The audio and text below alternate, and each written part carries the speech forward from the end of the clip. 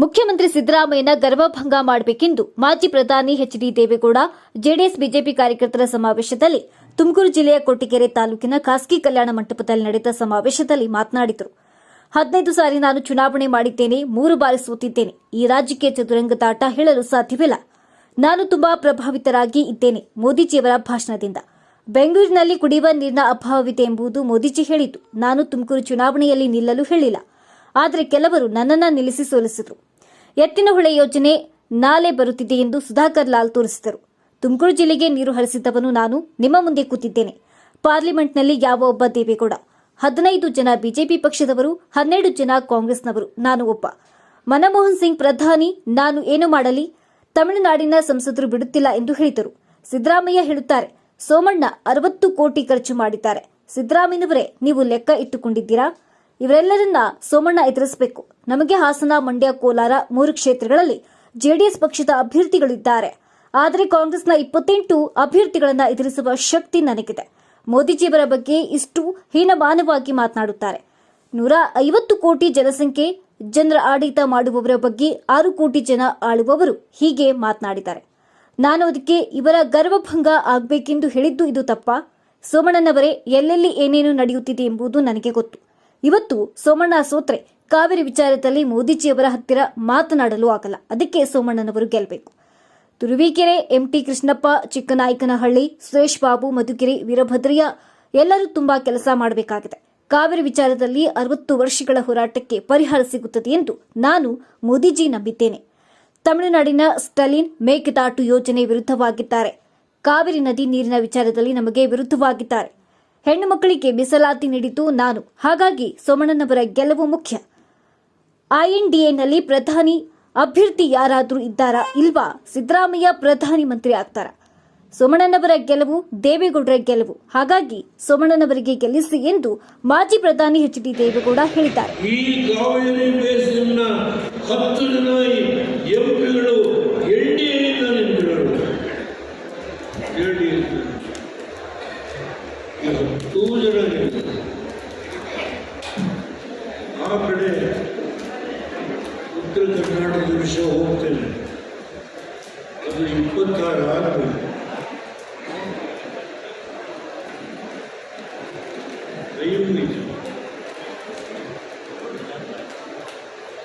ಕೈ ಮುಗಿತೇನೆ.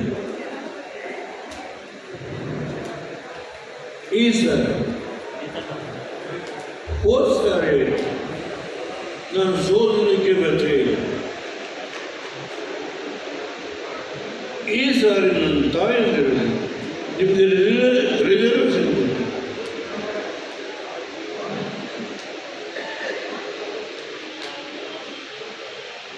ಮೋದಿಯವರು ಅದನ್ನು 2 ಸದನದಲ್ಲಿ ಪಾಸ್ ಮಾಡಿ ಲೋಕಸಭೆ, ವಿಧಾನಸಭೆ ನಿಮ್ಮನ್ನು ಮುಂದಿನ ಚುನಾವಣೆಯಲ್ಲಿ ನಿಲ್ಲೋದಕ್ಕೆ ಅವಕಾಶ ಮಾಡಿಕೊಡ್ತಾರೆ. ಹೇಳಿ, ಯಾರಾದರೂ ಒಬ್ಬ ಐಎನ್ಡಿಎನಲ್ಲಿ ಪ್ರಧಾನಮಂತ್ರಿ ಆಗುವ ಅರ್ಹತೆ ಹೊಂದಿರುವವರು ಯಾರಾದರೂ ಇದ್ದಾರೆ?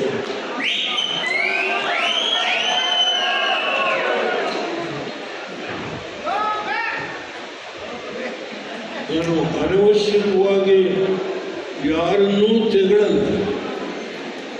ಈ ದೇಶ ನೋಡಿದ್ದೇನೆ, 10 ತಿಂಗಳ ಅಧಿಕಾರ ಮಾಡಿದ್ದೇನೆ. ಇಡೀ ರಾಷ್ಟ್ರದ ಎಲ್ಲ ಮೂಲೆ ಮುಗಿಸುತ್ತಿದ್ದೆ.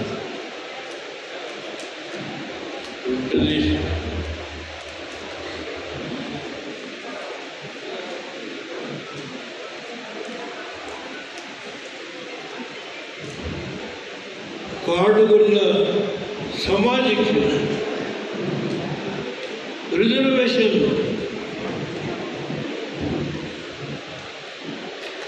ಇಲ್ಲಿ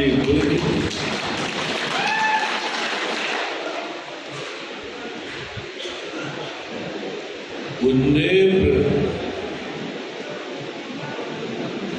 ಸೋಮಣ್ಣವರ ಗೆಲುವು, ದೇವೇಗೌಡರ ಗೆಲುವು. ಮಾತೃ ಹೃದಯದ ಮುಖ್ಯಮಂತ್ರಿ ಅಂತಾನೆ ಹೇಳಿಸ್ಕೊಂಡಿದ್ದಾರೆ. ಯಾಕೆ ಅಂತ ಹೇಳಿದ್ರೆ ಪ್ರತಿಯೊಬ್ಬ ಬಡವರ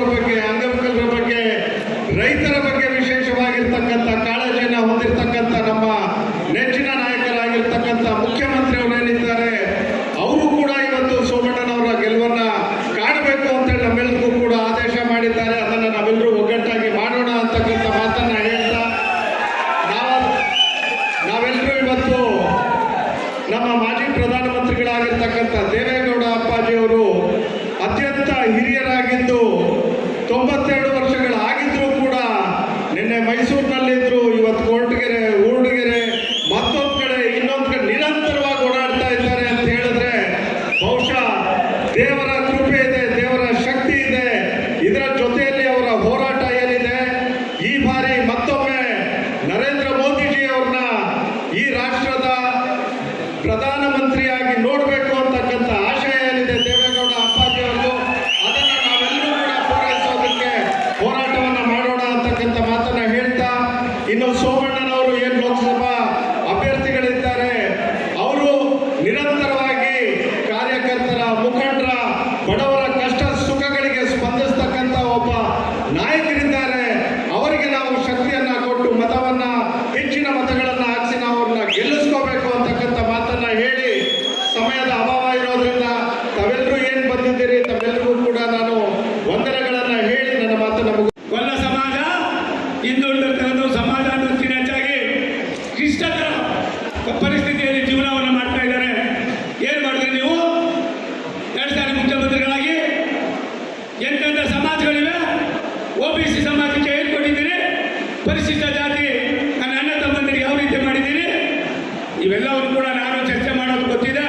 ನನಗೂ ಸ್ವಲ್ಪ ಪುಸ್ತಕ ಓದ್ಕೊಂಡಿದ್ದೀನಿ, ಕಾನೂನು ತಿಳ್ಕೊಂಡಿದ್ದೀನಿ. ನಿಮ್ಮಷ್ಟೇ ಅನುಭವನೂ ಆಗಿದೆ. ನೀವು ಮುಖ್ಯಮಂತ್ರಿ ಆದರೆ ನಾನು ಮುಖ್ಯಮಂತ್ರಿ ಆಗಲಿಲ್ಲ.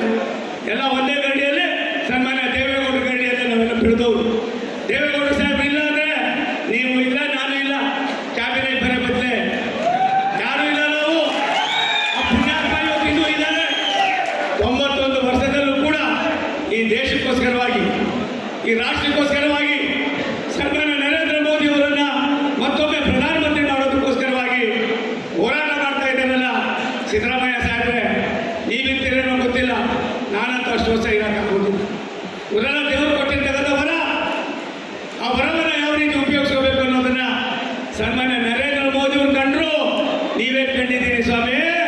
ನೀವೇನು ಕಂಡಿದ್ದೀರಿ ಸಿದ್ದರಾಮಯ್ಯ ಸಾಹೇಬ್ರೆ? ದಯವಿಟ್ಟು ವಿನಂತಿ ಮಾಡ್ತೀನಿ, ನಾನು ಕೈ ಜೋಡಿಸಿ ವಿನಂತಿ ಮಾಡ್ತೀನಿ, ಈ ಚುನಾವಣೆಯನ್ನ ಯಾರು ನಿಮ್ಮ ಲೀಡ್ರು? INDAಯಲ್ಲಿ ನಿಮ್ಮ ಪ್ರಧಾನಮಂತ್ರಿ ಅಭ್ಯರ್ಥಿ ಯಾರು? ನೀವು ಅಭ್ಯರ್ಥಿ ಆಗ್ತೀರಾ?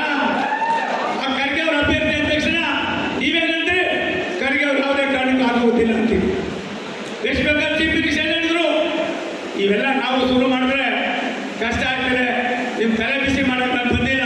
ಆಗ ಇನ್ನೊಬ್ರು ತಲೆ ಬಿಸಿ ಮಾಡುವಾಗ ನನಗೂ ಎಲ್ಲ ಒಂದು ಕಡೆ ಅವ್ರದೇ ಆದಂಥ ವ್ಯಕ್ತಿತ್ವ ಇರ್ತದೆ ಅನ್ನೋದನ್ನ ಅರ್ಥ ಮಾಡ್ಕೋಬೇಕು ಅನ್ನೋ ಮಾತನ್ನು ಹೇಳಿ ನಾನು ಒಂದು ಮಾತನ್ನ ಈ ಸಂದರ್ಭದಲ್ಲಿ ಹೇಳಿ ಮಾತು ಮುಗಿಸ್ತೀನಿ. ದೇವೇಗೌಡ ಸಾಹೇಬರು ಈ ರಾಷ್ಟ್ರಕ್ಕೆ ಅಪರೂಪದ ವ್ಯಕ್ತಿಗಳು. ವಿಶೇಷವಾಗಿ ಅವರು 14-15 ತಿಂಗಳ ಮುಖ್ಯಮಂತ್ರಿ, 11-12 ತಿಂಗಳ ಪ್ರೈಮ್ ಮಿನಿಸ್ಟ್ರು. ಇಷ್ಟೆಲ್ಲ ಆಗಿ 20 ವರ್ಷಕ್ಕೂ ಮೇಲ್ಪಟ್ಟು ಅಧಿಕಾರ ಇಲ್ಲದೆ ಈ ರಾಜ್ಯಕ್ಕೋಸ್ಕರವಾಗಿ, ರಾಷ್ಟ್ರಕ್ಕೋಸ್ಕರವಾಗಿ ಹೋರಾಟ ಮಾಡ್ತಾ ಇರ್ತಕ್ಕಂಥ ಒಬ್ಬರೇ ಒಬ್ಬ ನಾಯಕ ಸನ್ಮಾನ್ಯ ದೇವೇಗೌಡರು. ನಿಮ್ಮದು ಜಾಲ ನಮ್ಮದು. ಇನ್ನು ನಮ್ಮ ಚಾನೆಲ್ ನ ಸಬ್ಸ್ಕ್ರೈಬ್ ಮಾಡಿ, ಬೆಲ್ ಐಕಾನ್ ಬಟನ್ ಕ್ಲಿಕ್ ಮಾಡಿ.